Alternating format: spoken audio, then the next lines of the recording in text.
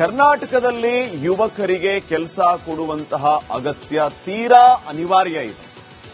ಎಲ್ಲರೂ ಓದ್ತಾ ಇದ್ದಾರೆ, ಡಿಗ್ರಿ ಮಾಡ್ತಾ ಇದ್ದಾರೆ, ಆಚೆ ಬರ್ತಾ ಇದ್ದಾರೆ. ಆದರೆ ಸರ್ಕಾರದಿಂದ ಉದ್ಯೋಗ ಪ್ರಾಪ್ತಿ ಅನ್ನುವಂಥದ್ದು ಮರೀಚಿಕೆ ಆಗ್ತಾ ಇದೆ. ನಿನ್ನೆ ನೀವು ಗಮನಿಸಿದ್ರಿ, ಧಾರವಾಡ ವಿದ್ಯಾಕಾಶಿಯಲ್ಲಿ ಸಾವಿರಾರು ಉದ್ಯೋಗಾಕಾಂಕ್ಷಿಗಳು ರಸ್ತೆಗಿಳಿದು ಪ್ರತಿಭಟನೆಯನ್ನ ಮಾಡಿದರು. ಆ ಧಾರವಾಡದಲ್ಲಿ ಎಷ್ಟೆಲ್ಲ ಕೋಚಿಂಗ್ ಕ್ಲಾಸಸ್ ಇದೆ. ಕೋಚಿಂಗ್ ತಗೋತಾರೆ, ಎಕ್ಸಾಮ್ಸ್ಗೆ ಪ್ರಿಪೇರ್ ಆಗ್ತಾರೆ, ಇವತ್ತು ಕರೀತಾರೆ, ನಾಳೆ ಕರೀತಾರೆ, ಇವತ್ತು ಕರೀತಾರೆ, ನಾಳೆ ಕರೀತಾರೆ. ಕಾಲ್ ಫಾರ್ಮೇ ಆಗ್ತಾ ಇಲ್ಲ. ಎಷ್ಟು ವರ್ಷ ಅಂತ ಕಾಯೋದು? ಆಕ್ರೋಶದ ಕಟ್ಟೆಯೊಡೆದು ನಿನ್ನೆ ಎಲ್ಲರೂ ರಸ್ತೆಗಿಳಿದಿದ್ರು. ಆದ್ರೆ ಸರ್ಕಾರ ಇಂಥ ಪ್ರತಿಭಾವಂತ ಯುವಕರಿಗೆ ಕೆಲಸ ಕೊಡುವಂತ ಕೆಲಸನೇ ಮಾಡ್ತಾ ಇಲ್ಲ. ಓದಿ ಓದಿ ಕಾಲ್ ಫಾರ್ಮ್ಗೆ ಕಾಯ್ತಾ ಇರೋದು ಈ ಎಲ್ಲ ಯುವ ಸಮೂಹ. ಈ ಯುವಕರು ಹೇಳ್ತಾ ಇರೋದೇನಂತಂದ್ರೆ, ನೀವು ಕೊಡೋ 3,000 ಅನುದಾನ ಬೇಕಿದ್ರೆ ನಿಲ್ಲಿಸ್ಬಿಡಿ, ಬೇಕಾಗಿಲ್ಲ ನಮಗೆ, ಆದ್ರೆ ದಯವಿಟ್ಟು ನಮಗೆ ಉದ್ಯೋಗ ಸೃಷ್ಟಿ ಮಾಡಿ ಅಂತ ಹೇಳ್ತಿದ್ದಾರೆ. ಇನ್ನ ಈ 3,000 ಯಾರ್ಯಾರು ಸಿಗ್ತಾ ಇದೆ ಅದು ಕೂಡ ಗೊತ್ತಿಲ್ಲ ಅನ್ನುವಂಥದ್ದು ಹಲವರ ವಾದ. ಏನೇ ಇರಲಿ, 3,000 ಕೊಡ್ತೀವಿ ಅಂತ ನೀವು ಹೇಳ್ಕೊಂಡು ಓಡಾಡ್ತಾ ಇದ್ದೀರಲ್ಲ ಯುವ ನಿಧಿಯ ಅಡಿಯಲ್ಲಿ ಉದ್ಯೋಗ ಇಲ್ಲದೆ ಇರೋರಿಗೆ, ನಿರುದ್ಯೋಗಿಗಳಿಗೆ, ಆ 3,000 ಅನುದಾನ ಬೇಕಿದ್ರೆ ನೀವು ನಿಲ್ಲಿಸ್ಬಿಡಿ. ದಯವಿಟ್ಟು ಸಿದ್ದರಾಮಯ್ಯ ಸಾಹೇಬ್ರೆ, ಮೊದಲು ಕಾಲ್ಫಾರ್ಮ್ ಮಾಡಿ, ನಮಗೆ ಕೆಲಸ ಕೊಡಿ ಅಂತ ಮನವಿಯನ್ನ ಮಾಡಿಕೊಳ್ತಾ ಇರೋದು ಈ ಎಲ್ಲ ಉದ್ಯೋಗಾಕಾಂಕ್ಷಿಗಳು. ವೀಕ್ಷಕರೇ, ಕರ್ನಾಟಕದಲ್ಲಿ 2,84,881 ಹುದ್ದೆಗಳು ಖಾಲಿ ಇದೆ. 2,84,000 ಗುತ್ತಿಗೆ, ಹೊರಗುತ್ತಿಗೆಯಡಿ 96,844 ಹುದ್ದೆಗಳ ಭರ್ತಿ. ಈಗಲೂ ಕೂಡ ಈಗ ಸದ್ಯಕ್ಕೆ ನಾವು ಲೆಕ್ಕಕ್ಕೆ ತಗೊಂಡ್ರೆ 1,88,037 ಹುದ್ದೆಗಳಿಗೆ ನೇಮಕಾತಿ ಆಗಬೇಕು. ಜನವರಿಯಲ್ಲೇ 24,300 ಹುದ್ದೆಗಳ ಭರ್ತಿಗೆ ಸರ್ಕಾರ ಒಪ್ಪಿಗೆಯನ್ನ ನೀಡಿದೆ. ಈ ಕಡೆ ಕಲ್ಯಾಣ ಕರ್ನಾಟಕದ ವಿಚಾರಕ್ಕೆ ಬಂದ್ರೆ, ಕಲ್ಯಾಣ ಕರ್ನಾಟಕದಲ್ಲಿ 32,132 ಹುದ್ದೆಗಳ ನೇಮಕಕ್ಕೆ ಒಪ್ಪಿಗೆಯನ್ನ ನೀಡಲಾಗಿದೆ. ಆದರೆ ಇದುವರೆಗೆ ನೇಮಕ ಆಗಿರುವಂತದ್ದು ಕೇವಲ 8,157. ಎಲ್ಲವನ್ನು ಒಟ್ಟಿಗೆ ಸೇರಿಸಿದ್ರೆ 64,000 ಹುದ್ದೆಗಳ ನೇಮಕಾತಿಗೆ ಸರ್ಕಾರ ಅಸ್ತು ಎಂದಿದೆ. ಅದರ ಪೈಕಿ 8,000 ಮಾತ್ರ, 8,157 ಹುದ್ದೆ ಮಾತ್ರ ನೇಮಕ ಆಗಿರೋದು. ಉಳಿದವರು ಏನ್ ಮಾಡಬೇಕು? ಉಳಿದ ನೇಮಕಾತಿ ಪ್ರಕ್ರಿಯೆ ಯಾವಾಗ ಮಾಡ್ತೀರಿ ಅನ್ನುವಂಥದ್ದು ಈಗ ಪ್ರಶ್ನೆ ಆಗಿದೆ. ನೇಮಕಾತಿ ಆಗುವವರೆಗೆ ರಿಪಬ್ಲಿಕ್ ಕನ್ನಡ ಅಭಿಯಾನ ಯಾವುದೇ ಕಾರಣಕ್ಕೂ ನಿಲ್ಲೋದಿಲ್ಲ. ನಿನ್ನೆ ಪಾಪ ಎಷ್ಟು ಜನ ಕಣ್ಣೀರು ಹಾಕ್ತಿದ್ರಲ್ಲಿ, ತಂದೆ ತಾಯಿಗೆ ದುಡ್ಡು ಕೊಡೋಕ್ಕಾಗ್ತಿಲ್ಲ ಸರ್, ನಮ್ಮ ಕೋಚಿಂಗ್ ಕ್ಲಾಸ್ಗೆ ಅವರೇ ನಮಗೆ ದುಡ್ಡು ಕಳಿಸ್ತಾ ಇದ್ದಾರೆ, ಎಷ್ಟು ದಿನ ಅಂತ ನಾವು ತಂದೆ ತಾಯಿಯ ಸಹಾಯದಲ್ಲಿ ಬದುಕೋದು, ನಮ್ಮ ಕೆಲಸ ಅಂತ ಯಾವಾಗ ಮಾಡೋದು? ಇದು ಆ ಎಲ್ಲ ಉದ್ಯೋಗಾಕಾಂಕ್ಷಿ ಪ್ರತಿಭಾನ್ವಿತ ಯುವಕರ ಪ್ರಶ್ನೆ ಆಗಿದೆ. ನಾವು ಪ್ರಿಪೇರ್ ಆಗ್ತಾ ಇದ್ದೀವಿ ಕಾಂಪಿಟೇಟಿವ್ ಎಕ್ಸಾಮ್ಗೆ, ಆದ್ರೆ ನೀವೇ ಕಾಲ್ಫಾರ್ಮ್ ಮಾಡ್ತಾ ಇಲ್ಲ ಅಂತಂದ್ರೆ ಏನು? ಏಜ್ ಲಿಮಿಟ್ ಇದೆ, ಏಜ್ ಬಾರ್ ಆಯ್ತು ಅಂತಂದ್ರೆ ನಾವು ಏನ್ ಮಾಡೋದು ಅನ್ನೋರೆಲ್ಲರ ಪ್ರಶ್ನೆ ಆಗಿದೆ. ಸರ್ಕಾರ ಇದನ್ನು ಅರ್ಥ ಮಾಡ್ಕೋಬೇಕು. ದಯವಿಟ್ಟು ರಾಜಕೀಯವನ್ನ ಪಕ್ಕಕ್ಕಿಡಿ. ಬಿಜೆಪಿ ಅವರು ಆರೋಪ ಮಾಡ್ತಾರೆ, ಜೆಡಿಎಸ್ನವರು ಆರೋಪ ಮಾಡ್ತಾರೆ, ಎಲ್ಲವನ್ನ ಪಕ್ಕಕ್ಕಿಟ್ಟು ದಯವಿಟ್ಟು ಆದಷ್ಟು ಬೇಗ ಕಾಲ್ಫಾರ್ಮ್ ಮಾಡಿ ಪ್ರತಿಭಾನ್ವಿತರು ಕೆಲಸ ತಗೊಳ್ಳಿ. ಧಾರವಾಡ ವಿದ್ಯಾಕಾಶಿ ಅಂತಾನೆ ಹೆಸರಾದಂತಹ ನಗರ, ನಿನ್ನೆ ವಿದ್ಯಾವಂತರ ಆಕ್ರೋಶ ಹೆಚ್ಚಾಗಿದೆ.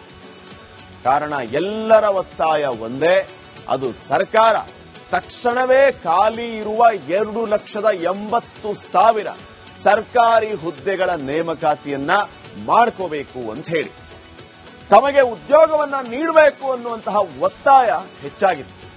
ಆ ಹೋರಾಟಕ್ಕೆ ಫಲ ಕೂಡ ಸಿಗ್ತಾ ಇದೆ. ಒಂದು ವರದಿ ಇದೆ, ಬನ್ನಿ ನೋಡೋಣ.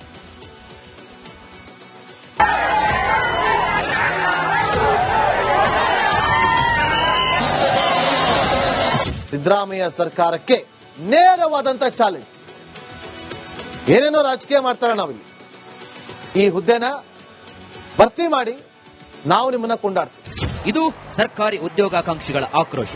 ಸಿಎಂ ಕುರ್ಚಿ ಕದನದಲ್ಲಿ ಬಿಜಿಯಾಗಿರುವಂತಹ ರಾಜ್ಯ ಸರ್ಕಾರಕ್ಕೆ ಉದ್ಯೋಗಾಕಾಂಕ್ಷಿಗಳು ಬಿಸಿ ಮುಟ್ಟಿಸಿದ್ದಾರೆ. ವಿದ್ಯಾಕಾಶಿ ಧಾರವಾಡದಲ್ಲಿ ಸೇರಿದ ಸಾವಿರಾರು ಅಭ್ಯರ್ಥಿಗಳು ಪ್ರತಿಭಟನೆ, ರ್ಯಾಲಿ, ಕಲ್ಲು ತೂರಾಟವನ್ನು ನಡೆಸಿ ಆಕ್ರೋಶವನ್ನು ಹೊರಹಾಕಿದರು. ಪ್ರತಿಭಟನೆಗೆ ಬಿಜೆಪಿ ಕೂಡ ಸಾಥ್ ನೀಡಿತ್ತು. ಆ ಹೋರಾಟಕ್ಕೆ ಕೊನೆಗೂ ಫಲ ಸಿಕ್ಕಿದೆ.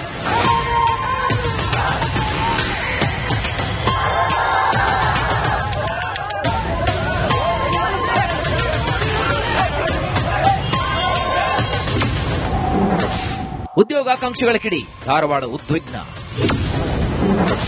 ಕೊನೆಗೂ ಖಾಲಿ ಹುದ್ದೆಗಳ ಭರ್ತಿಗೆ ತೀರ್ಮಾನ. ಬೇಕೇ ಬೇಕು, ನ್ಯಾಯ ಬೇಕು. We want justice. ಧಿಕ್ಕಾರ, ಧಿಕ್ಕಾರ, ಸರ್ಕಾರಕ್ಕೆ ಧಿಕ್ಕಾರ. ಸಿಎಂ ಡಿಸಿಎಂ ಭಿತ್ತಿಪತ್ರ ಹಿಡಿದು ಉದ್ಯೋಗಾಕಾಂಕ್ಷಿಗಳ ಆಕ್ರೋಶ. ಪ್ರತಿಭಟನಾ ಮೆರವಣಿಗೆ ಆ ಆಕ್ರೋಶ ಫಲವನ್ನು ಕೊಡ್ತಾ ಇದೆ. ನಮಗೆ ಆ ಮಕ್ಕಳ ನೋವು, ಯುವಕರ ನೋವು ಅರ್ಥ ಆಗ್ತದೆ. ನಾವು ಉದ್ಯೋಗಗಳನ್ನ ವಾಪಸ್ಸು ಅವ್ರಿಗೆಲ್ಲ ಎಷ್ಟೆಷ್ಟು ಖಾಲಿ ಇದೆ ಭರ್ತಿ ಮಾಡಬೇಕು ಅಂತ ನಮ್ಮ ಸರ್ಕಾರದ ಮೊದಲನೇ ಯೋಜನೆ. ನಾವು ಪ್ಲಾನ್ ಹಾಕಿದೀವಿ. ಆದಷ್ಟು ಕೆಪಿಎಸ್ಸಿಗೆ ಬೇರೆ ಬೇರೆ ಕಡೆ ಎಲ್ಲ ಕೊಟ್ಟಿದೀವಿ. ಟೀಚರ್ಸ್ ಬೇರೆ ಬೇರೆ ಎಲ್ಲ ಫಿಲ್ಅಪ್ ಮಾಡ್ತಾ ಇದೀವಿ. ಹೆಲ್ತ್ ಡಿಪಾರ್ಟ್ಮೆಂಟ್ ಅಲ್ಲೂ ಮಾಡ್ತಾ ಇದೀವಿ. ಸದ್ಯದಲ್ಲೇ ನಾವು ಕ್ಯಾಬಿನೆಟ್ ಅಲ್ಲೂ ನಾವು ಇದ್ರ ಬಗ್ಗೆ ಎಲ್ಲ ವ್ಯಾಪಕವಾಗಿ ಚರ್ಚೆ ಮಾಡಿ ಜಲ್ದಿ ನಿಮ್ಗೆಲ್ಲ ಒಂದು ದೊಡ್ಡ ಮೆಸೇಜ್ ಅನ್ನ ಕೊಡ್ತೀವಿ. ಬಿಜೆಪಿ ನಾಯಕರು ನೇಮಕಾತಿ ಮಾಡೇ ಇಲ್ಲ. 4,000 ಕಾನ್ಸ್ಟೇಬಲ್ಗಳ ನೇಮಕಕ್ಕೆ ಅನುಮತಿ. ನಮ್ಮ ಇಲಾಖೆಯಲ್ಲಿ ಈಗಾಗಲೇ ನನಗೆ ಒಂದು 4,000 ಕಾನ್ಸ್ಟೇಬಲ್ಸ್ಗೆ ರೆಕ್ರೂಟ್ ಮಾಡೋದಕ್ಕೆ ಪರ್ಮಿಷನ್ ಕೊಟ್ಟಿದ್ದಾರೆ. ಫೈನಾನ್ಸ್ ಡಿಪಾರ್ಟ್ಮೆಂಟ್ನವರು ಕ್ಲಿಯರ್ ಮಾಡಿದ್ದಾರೆ. ನೇಮಕಾತಿಗೆ ಮೀಸಲಾತಿಯದ್ದೇ ಗೊಂದಲ. ಕೆಲವು ಕಾನೂನಿನ ತೊಡಕಿದೆ, ಹಿಂದೆ ಇರಲಿಲ್ಲ. ಇವೆಲ್ಲಾನು ಕೂಡ ನಮ್ಮ ಸರ್ಕಾರ ಬಂದ್ಮೇಲೆ ನಮ್ಮ ಇಲಾಖೆ ಇರ್ಬೋದು, ಬೇರೆ ಬೇರೆ ಇಲಾಖೆ ಇರ್ಬೋದು, ಸುಮಾರು 35,000 ರಿಂದ 40,000 ಹುದ್ದೆಗಳನ್ನ ನಾವು ತುಂಬಿದ್ದೀವಿ. ಇವಾಗ ಸ್ವಲ್ಪ ಏನು ಮೀಸಲಾತಿ ಬಗ್ಗೆ ಸ್ವಲ್ಪ ಗೊಂದಲ ಇರೋದ್ರಿಂದ ಸ್ವಲ್ಪ ತಡವಾಗಿದೆ. ಅದನ್ನು ಕೂಡ ಈ ಗುರುವಾರ ಕ್ಯಾಬಿನೆಟ್ ನಲ್ಲಿ ಪ್ರಸ್ತಾಪ ಮಾಡಿ ಅದನ್ನ ಹೇಗೆ ಬಗೆಹರಿಸೋದು ಅಂತ ನಾವು ಒಂದು ತೀರ್ಮಾನ ತಗೊಂಡು ಆದಷ್ಟು ಬೇಗ ಈ ಪ್ರಕ್ರಿಯೆಯನ್ನ ಪ್ರಾರಂಭ ಮಾಡುವ ಜವಾಬ್ದಾರಿ ನಮ್ಮೆಲ್ಲರದು ಆಗಿದೆ. ಅದನ್ನ ನಾವು ಮಾಡ್ತೀವಿ.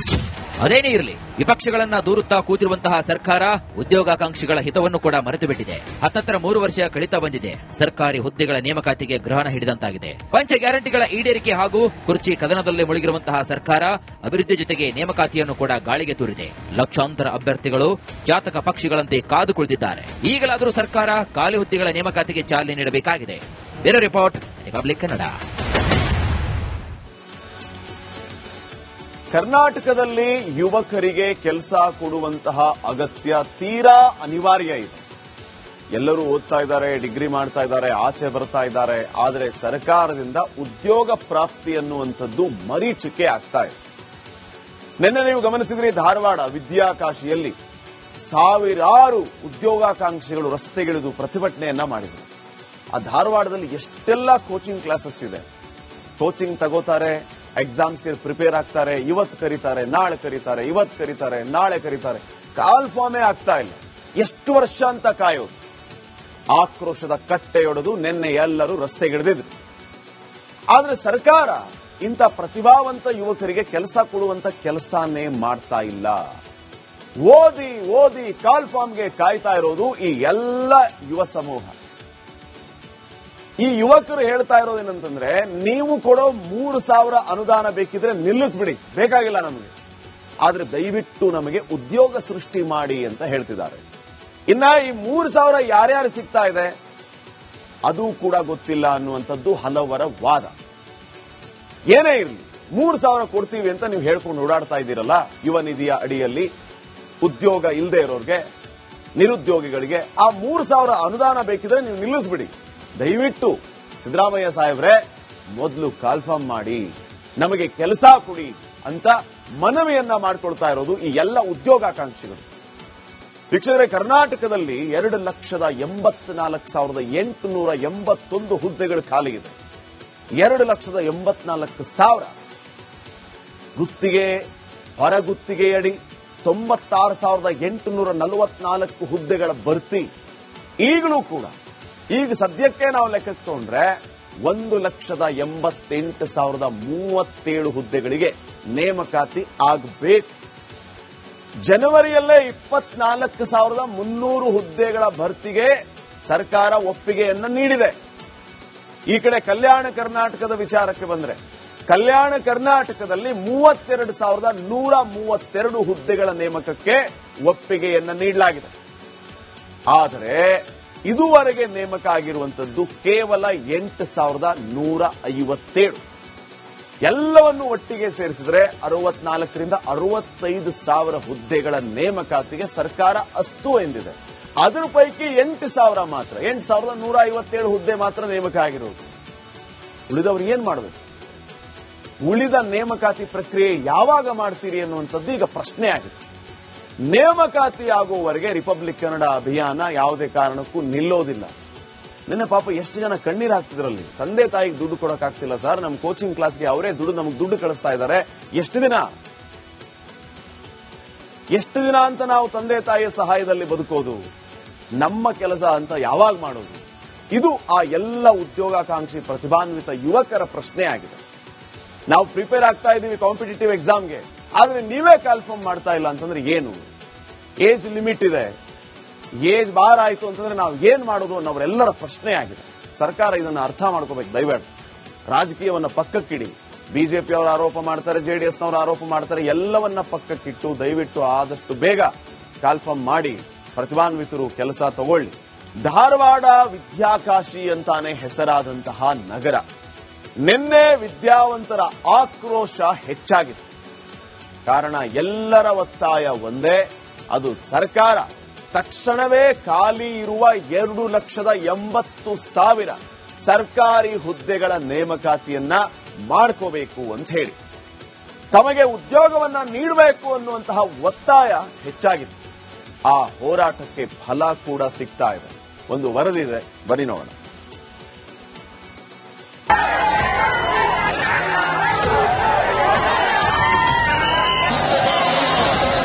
ಸಿದ್ದರಾಮಯ್ಯ ಸರ್ಕಾರಕ್ಕೆ ನೇರವಾದಂತ ಚಾಲೆಂಜ್.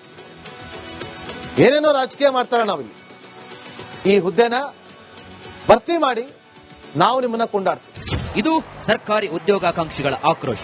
ಸಿಎಂ ಕುರ್ಚಿ ಕದನದಲ್ಲಿ ಬಿಸಿಯಾಗಿರುವಂತಹ ರಾಜ್ಯ ಸರ್ಕಾರಕ್ಕೆ ಉದ್ಯೋಗಾಕಾಂಕ್ಷಿಗಳು ಬಿಸಿ ಮುಟ್ಟಿಸಿದ್ದಾರೆ. ವಿದ್ಯಾಕಾಶಿ ಧಾರವಾಡದಲ್ಲಿ ಸೇರಿದ ಸಾವಿರಾರು ಅಭ್ಯರ್ಥಿಗಳು ಪ್ರತಿಭಟನೆ, ರ್ಯಾಲಿ, ಕಲ್ಲು ತೂರಾಟವನ್ನು ನಡೆಸಿ ಆಕ್ರೋಶವನ್ನು ಹೊರಹಾಕಿದರು. ಪ್ರತಿಭಟನೆಗೆ ಬಿಜೆಪಿ ಕೂಡ ಸಾಥ್ ನೀಡಿತ್ತು. ಆ ಹೋರಾಟಕ್ಕೆ ಕೊನೆಗೂ ಫಲ ಸಿಕ್ಕಿದೆ.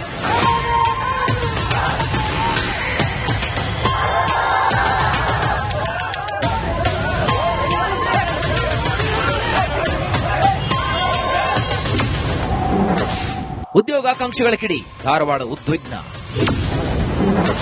ಕೊನೆಗೂ ಖಾಲಿ ಹುದ್ದೆಗಳ ಭರ್ತಿಗೆ ತೀರ್ಮಾನ. ಬೇಕೇ ಬೇಕು, ನ್ಯಾಯ ಬೇಕು. We want justice. ಧಿಕ್ಕಾರ, ಧಿಕ್ಕಾರ, ಸರ್ಕಾರಕ್ಕೆ ಧಿಕ್ಕಾರ. ಸಿಎಂ ಡಿಸಿಎಂ ಭಿತ್ತಿಪತ್ರ ಹಿಡಿದು ಉದ್ಯೋಗಾಕಾಂಕ್ಷಿಗಳ ಆಕ್ರೋಶ. ಪ್ರತಿಭಟನಾ ಮೆರವಣಿಗೆ ಆ ಆಕ್ರೋಶ ಫಲವನ್ನು ಕೊಡ್ತಾ ಇದೆ. ನಮಗೆ ಆ ಮಕ್ಕಳ ನೋವು, ಯುವಕರ ನೋವು ಅರ್ಥ ಆಗ್ತದೆ. ನಾವು ಉದ್ಯೋಗಗಳನ್ನ ವಾಪಸ್ಸು ಅವ್ರಿಗೆಲ್ಲ ಎಷ್ಟೆಷ್ಟು ಖಾಲಿ ಇದೆ ಭರ್ತಿ ಮಾಡಬೇಕು ಅಂತ ನಮ್ಮ ಸರ್ಕಾರದ ಮೊದಲನೇ ಯೋಜನೆ. ನಾವು ಪ್ಲಾನ್ ಹಾಕಿದೀವಿ. ಆದಷ್ಟು ಕೆಪಿಎಸ್ಸಿಗೆ ಬೇರೆ ಬೇರೆ ಕಡೆ ಎಲ್ಲ ಕೊಟ್ಟಿದೀವಿ. ಟೀಚರ್ಸ್ ಬೇರೆ ಬೇರೆ ಎಲ್ಲ ಫಿಲ್ಅಪ್ ಮಾಡ್ತಾ ಇದೀವಿ. ಹೆಲ್ತ್ ಡಿಪಾರ್ಟ್ಮೆಂಟ್ ಅಲ್ಲೂ ಮಾಡ್ತಾ ಇದೀವಿ. ಸದ್ಯದಲ್ಲೇ ನಾವು ಕ್ಯಾಬಿನೆಟ್ ಅಲ್ಲೂ ನಾವು ಇದ್ರ ಬಗ್ಗೆ ಎಲ್ಲ ವ್ಯಾಪಕವಾಗಿ ಚರ್ಚೆ ಮಾಡಿ ಜಲ್ದಿ ನಿಮ್ಗೆಲ್ಲ ಒಂದು ದೊಡ್ಡ ಮೆಸೇಜ್ ಅನ್ನ ಕೊಡ್ತೀವಿ. ಬಿಜೆಪಿ ನಾಯಕರು ನೇಮಕಾತಿ ಮಾಡೇ ಇಲ್ಲ. 4,000 ಕಾನ್ಸ್ಟೇಬಲ್ಗಳ ನೇಮಕಕ್ಕೆ ಅನುಮತಿ. ನಮ್ಮ ಇಲಾಖೆಯಲ್ಲಿ ಈಗಾಗಲೇ ನನಗೆ ಒಂದು 4,000 ಕಾನ್ಸ್ಟೇಬಲ್ಸ್ಗೆ ರೆಕ್ರೂಟ್ ಮಾಡೋದಕ್ಕೆ ಪರ್ಮಿಷನ್ ಕೊಟ್ಟಿದ್ದಾರೆ. ಫೈನಾನ್ಸ್ ಡಿಪಾರ್ಟ್ಮೆಂಟ್ನವರು ಕ್ಲಿಯರ್ ಮಾಡಿದ್ದಾರೆ. ನೇಮಕಾತಿಗೆ ಮೀಸಲಾತಿಯದ್ದೇ ಗೊಂದಲ. ಕೆಲವು ಕಾನೂನಿನ ತೊಡಕಿದೆ. ಹಿಂದೆ ಇರಲಿಲ್ಲ ಇವೆಲ್ಲಾನು ಕೂಡ. ನಮ್ಮ ಸರ್ಕಾರ ಬಂದ್ಮೇಲೆ ನಮ್ಮ ಇಲಾಖೆ ಇರ್ಬೋದು, ಬೇರೆ ಬೇರೆ ಇಲಾಖೆ ಇರ್ಬೋದು, ಸುಮಾರು 35,000-40,000 ಹುದ್ದೆಗಳನ್ನ ನಾವು ತುಂಬಿದ್ದೀವಿ. ಇವಾಗ ಸ್ವಲ್ಪ ಏನು ಮೀಸಲಾತಿ ಬಗ್ಗೆ ಸ್ವಲ್ಪ ಗೊಂದಲ ಇರೋದ್ರಿಂದ ಸ್ವಲ್ಪ ತಡವಾಗಿದೆ. ಅದನ್ನು ಕೂಡ ಈ ಗುರುವಾರ ಕ್ಯಾಬಿನೆಟ್ ನಲ್ಲಿ ಪ್ರಸ್ತಾಪ ಮಾಡಿ ಅದನ್ನ ಹೇಗೆ ಬಗೆಹರಿಸೋದು ಅಂತ ನಾವು ಒಂದು ತೀರ್ಮಾನ ತಗೊಂಡು ಆದಷ್ಟು ಬೇಗ ಈ ಪ್ರಕ್ರಿಯೆಯನ್ನ ಪ್ರಾರಂಭ ಮಾಡುವ ಜವಾಬ್ದಾರಿ ನಮ್ಮೆಲ್ಲರದು ಆಗಿದೆ. ಅದನ್ನ ನಾವು ಮಾಡ್ತೀವಿ.